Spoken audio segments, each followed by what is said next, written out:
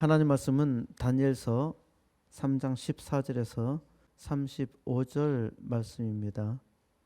이제라도 너희가 준비하였다가 나팔과 피리와 수금과 삼현금과 양금과 생황과 및 모든 악기 소리를 들을 때 내가 만든 신상 앞에 엎드려 절하면 좋거니와 너희가 만일 절하지 아니하면 즉시 너희를 맹렬히 타는 풀무불 가운데 던져 넣을 것이니 능히 너희를 내 손에서 건져낼 신이 누구이겠느냐 하니.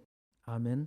염일방일, 염일방일이라는 말을 들어본 적이 있으시나요?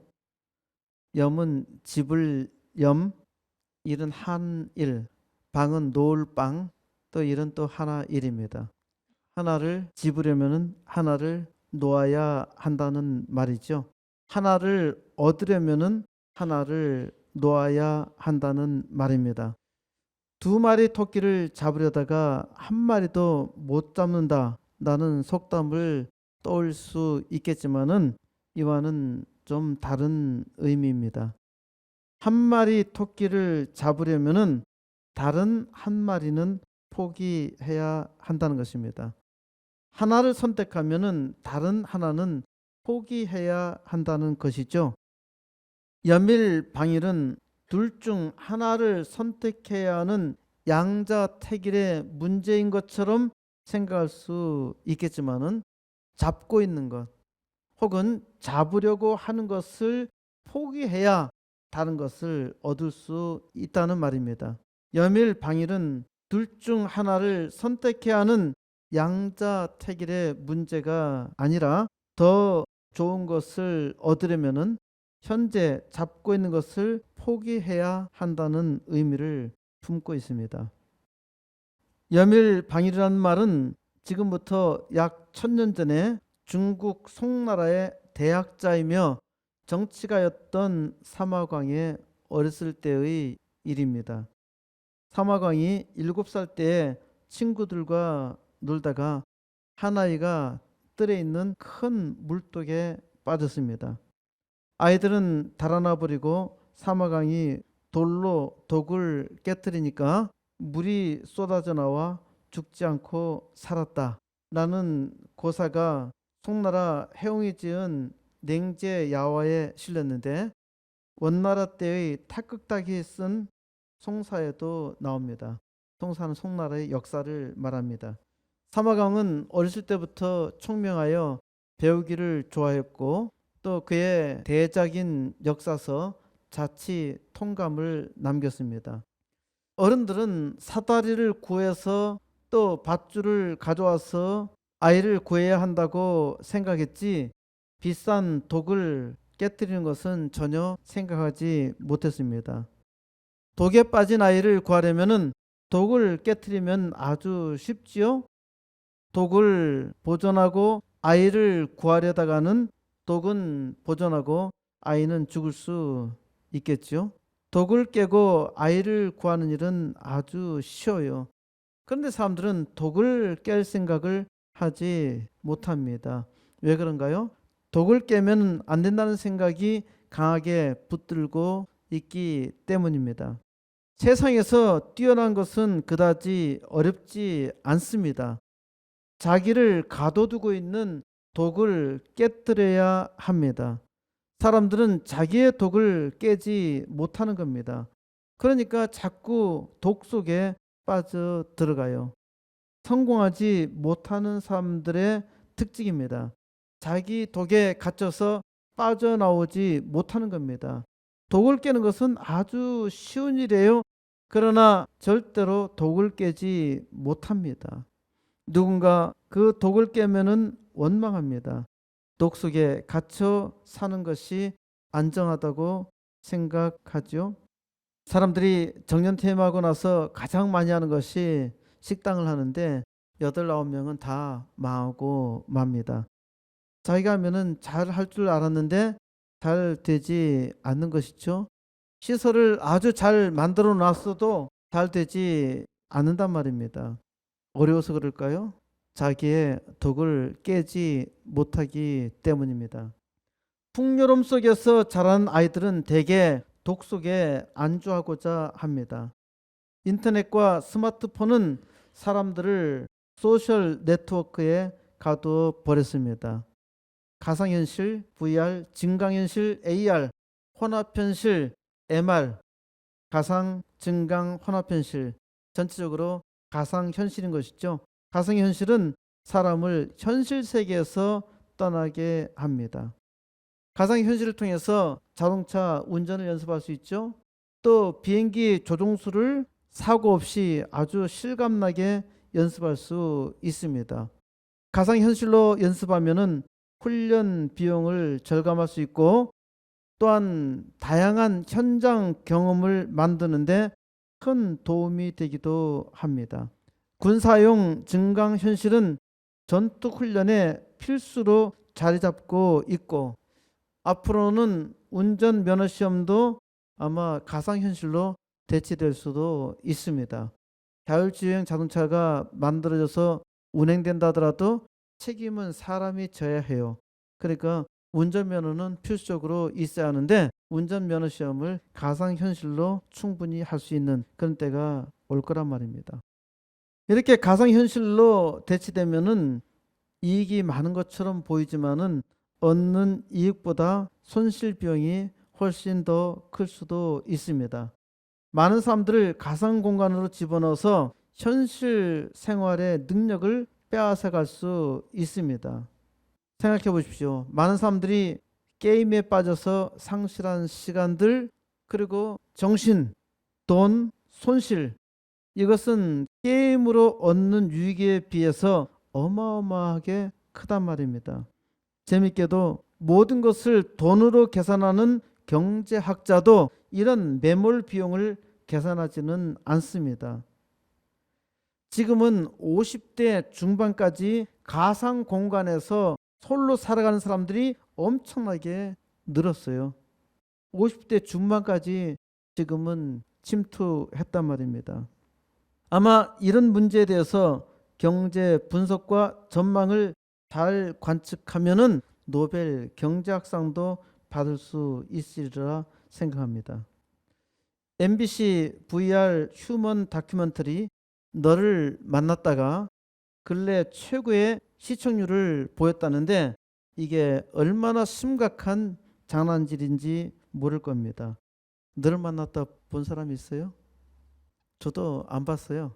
보러 가는데도 그거를 보면서 시간 낭비할 필요가 없어서 보지 않았습니다. 보통 사람은 방송사의 사악한 편집 기술을 잘 깨닫지 못합니다. 사람들은 카메라가 보여주는 프레임에 갇혀서 그 도관에서 죽어간다는 사실을 깨닫지 못합니다. 물에 빠져 죽어가면서도 행복하게 느끼게 하니까 마약에 취한 것처럼 죽어가는 것이죠. 이렇게 말하면은 나보다 비판적이라 말하며 공격할 수도 있겠는데 이렇게 공격하는 사람은 자기가 그러한 독 속에 빠져 있다는 사실을 전혀 모르고 하는 소리입니다. 갑자기 어린 딸을 잃어 트라우마를 겪은 사람이 가상에서 죽은 딸을 만난다면 그것으로 만족할 수 있을까요? 술이나 마약으로 자기의 고통을 위로 삼듯이 계속 가상현실에서 딸을 만나고 싶어 할 겁니다. 드라마는 끝났지만은 그 엄마의 삶은 끝난 것이 아닙니다. 우리는 알아야 합니다. 사람은 반드시 이별할 때가 옵니다. 이별할 때가 극적으로 나타나서 어떤 사람에게는 트라우마가 생길 수도 있겠지만은 감당해야 하는 일입니다. 이별을 받아들여야 자기 앞에 주어진 인생을 더 가치 있게 살 수 있죠. 계속 현실에 없는 그 과거에만 사로잡혀 있다라면은 그의 현실적인 삶을 살아갈 수가 없어요. 이별을 받아들이지 않고 가상 세계에서 계속 만난다고 한다면은 항상 꿈속에 사는 것과 같습니다. 현실이 없어요. 이거는 사람 사는 것이 아닙니다. 방송사의 농간에 속지 말아야 합니다. MBC는 2015년 9월 VR 액션 드라마, VR이 버추얼 리얼리티 가상 공간이죠. VR 액션 드라마 빛나거나 미치거나 VR을 선보인 이후에 새로운 수익 모델 창출에 VR을 활용하고자 했는데 이번에 성공한 겁니다. 앞으로 또 이 일을 할 수도 있겠지만요. 미국이나 다른 나라에서 이거를 안 하는 것은 그 폐악 때문에 안 하는 겁니다. 과거에 이처럼 살아간 사람들이 많아요. 그럼 다 그렇게 만들 건가요? 사람에게 고통이 있을 때 그 고통을 이길 수 있도록 해결할 수 있도록 도와주는 것이 진짜 돕는 것이지, 이 가상현실을 만들어 가지고 사람을 기만하는지 이런 짓은 하지 말아야 합니다. 이건 상당히 사악한 일이에요. 가상현실에서 전투훈련을 받은 사람이 실전에서 아주 잘 싸울 수 있을까요? 잘 싸울 수도 있습니다. 게임을 아주 잘하는 사람이 팬텀 빠른 거를 몰고 하면서 적게 오는 것을 많이 격추시킬 수도 있어요. 게임 잘하는 사람이 이기는 거 당연해요. 그런데 문제가 뭔지 모르죠? 게임하고 현실하고 어떤 차이가 있는지 모르죠? 하는 경험을 다 했어도요, 문제가 있어. 게임 속에서 이렇게 빠진 사람은요, 현실 속에서도 자기가 죽지 않으리라고 생각하는 겁니다. 이게 굉장히 위험한 거예요. 죽지 않으리라 생각하며 싸운 사람은 용감해요. 그렇기 때문에 오직 전쟁만 수행합니다. 완전히 전쟁 무기가 될 수 있어요. 사람이 전쟁 무기가 될 수 있어요. 그리고 현실에서 죽는다면은 아무 생각도 없이 죽고 말 것입니다. 앞으로는 더욱더 많은 사람들이 SNS 독에 빠질 것입니다. 요즘 망하는 회사가 많습니다. 회사가 망하면은 자기도 망할 것이라 생각하는 사람들도 꽤 많아요. 그렇게 생각하는 사람은 회사가 망한 다음에 대단히 비참하단 말입니다. 회사는 망해도 나는 살 수 있다고 생각하는 사람은 살아요. 그런데 망하면은 나도 죽는다는 사람은 죽는단 말입니다. 지금은 100세 시대입니다. 정년퇴직을 하면은 앞으로 40년 인생을 절망으로 살아야 할 사람들이 꽤 많습니다. 95세가 되어서 어떤 사람은 후회했습니다. 이렇게 오래 살 줄 알았더라면 65세부터 내 인생을 새롭게 준비했을 것을. 여러분들이 아직도 젊다라면은 한번 잘 생각해 보아야 합니다. 제가 몇 년 전부터 만난 많은 사람들은 자기 노후에 대해서 착착 잘 준비하고 있더라고요. 귀농한 사람들도 꽤 있고 뭔가 일을 해보려는 사람도 있습니다. 하나님을 믿는 것에 감사해야 합니다. 왜? 하나님을 믿는 사람은 절망하지 않습니다. 하나님을 믿으면 어떠한 어려움에서도 반드시 소망이 있습니다. 상당한 환난 중에서도 기쁨이 있어요. 우한 폐렴 때문에 가정에서 동영상 예배를 드리라고 하는 교회가 있는데 이거는 가짜예요. 교회는 역사적으로도 지독한 핍박과 박해 속에서도 모였습니다. 하나님을 믿는 사람은 독을 깰 줄을 압니다. 믿음이 없는 사람은 갈팡질팡하면서 무엇을 해야 할지 몰라 방황하지만은 믿음의 사람은 아주 분명합니다. 그래서 믿음은 모든 것을 이기게 합니다. 극렬히 타는 풀무불 가운데서도 두려워하지 않고 오히려 담대합니다. 세계 최강의 바벨론 제국은 유다 왕국을 멸망시켰고 다니엘과 세 친구를 포로로 끌고 갔습니다. 바벨론 왕궁에서 이들은 최고의 음식과 술을 즐기며 최고의 교육을 받을 수 있었어요. 포로로 귀족과 왕족의 자식을 끌고 와서 이들에게 맛있는 진미와 술을 즐기게 하며 식민지 교육을 시켰던 것입니다. 이들은 바벨론 왕궁의 풍습에 따르지 않고 믿음으로 뜻을 정해서 이겨냈습니다. 다니엘과 세 친구는 지혜와 총명이 있어서 바벨론 제국에서 총독과 지방 장관을 맡았으니까 엄청나게 출세한 것이죠. 그러한 이들에게 위기가 닥쳤습니다. 느부갓네살 왕이 신상을 만들어 놓고 절하라고 명령한 겁니다. 어떻게 해야 할까요? 여러분 같았으면 어떻게 했겠습니까?